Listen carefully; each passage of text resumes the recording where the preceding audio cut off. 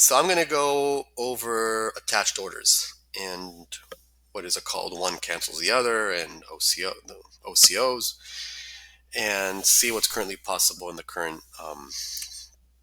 version of the library.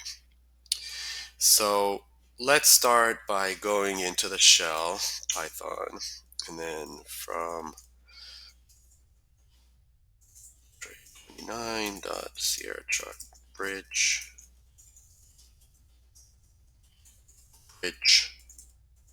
import bridge.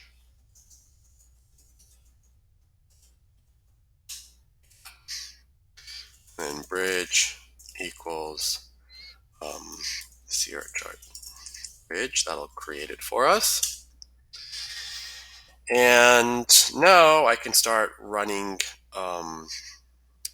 these commands. So let's see what we can do. So the first thing we'll do is use the trade window. So we have basically two options at this point for submitting OCOs with our orders.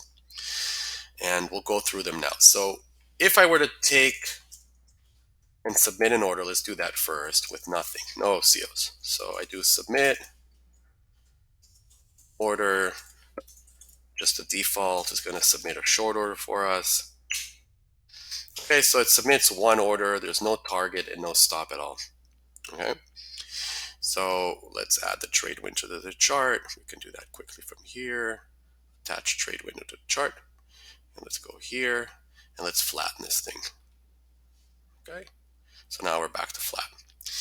But there was no targets and no stops. So let's say that we want to add targets or stops. And how do we do that? So one way is using the trade window. So the trade window allows us to define targets and stops here. And what I'll do, I'll say here, attach, what's the name of this setting? Let me see if I get it. Yeah, attach orders here. I should find a shorter name for that. Equals true. And let's hit the button, see what happened in Sierra charts. Okay, so basically we went short again, only this time we have a target down here and a stop up here. And that's because of this, right? This is just these settings. So this is really fantastic because anything that I have set in here would have kicked in. And that includes all these different types of stops and targets and stuff, right? Whether they're trailing and triggered and with steps and with unsteps and everything. So you kind of get all this at our disposal, right? Just by attaching to the trade window. So that's one way. The thing with the trade window, though, is everything's fixed. So what do you do if you want to actually set the stop price or the target price or whatnot to whatever you want to set, right? So how do you do that? So let's go back here and flatten it. So that brings us to the second way to do this. So if the first one was to use the trade window, the second one we're going to define the stops and targets here. So let's say this is false. And let's expand this a bit. Okay, so let's say that I want to place a target with, I don't know, 20 ticks and a stop with 10 ticks, or 10 points and 20 points. So what I do, I'll do target enabled equals true, target offset equals 20. Now target, I can define it, the distance I can define in two ways. I can define it either using target offset or target price. Okay, the offset is just how far is it from my entry point, and price is the actual price that I want to set. So I can use either of those. In this case, it's easier just to use the offset. So I'll do target offset 20, and let's do stop enabled equals true, and then stop offset equals 10.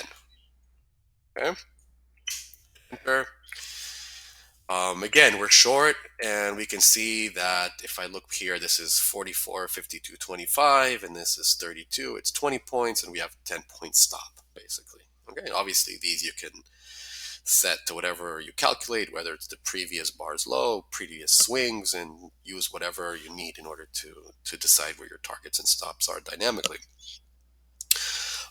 We could also, just for the sake of, and these are OCOs, by the way, so like if one of them gets triggered, the other one gets canceled automatically. If that's not clear.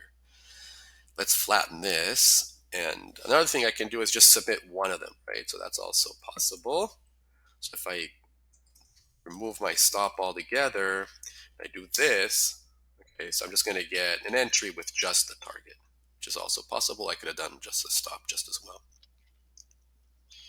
Okay, I can always flatten from here, right? So if I do